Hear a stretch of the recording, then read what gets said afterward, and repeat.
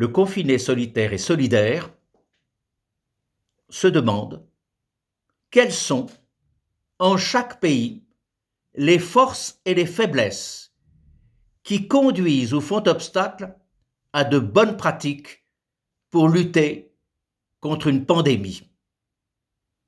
De ce point de vue, sans pratiquer le French bashing, il est évident qu'il nous faudra analyser avec rigueur et pragmatisme les faiblesses, les pratiques qui ont été médiocres en ce qui concerne cette lutte.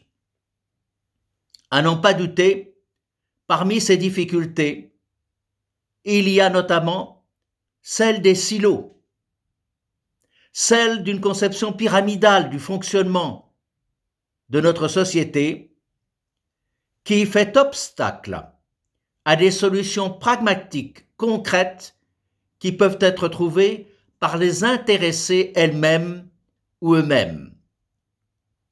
Il en est ainsi sans doute de la relation entre les secteurs privés et publics dans le domaine hospitalier.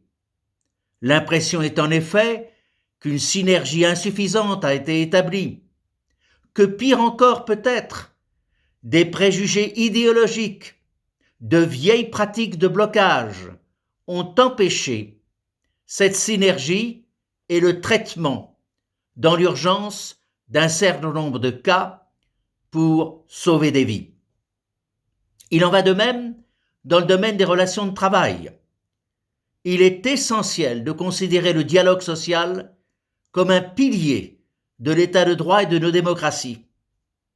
Mais il faut se demander quelle est l'utilité, l'effet positif qui résulte d'un certain nombre de pratiques et de réunions.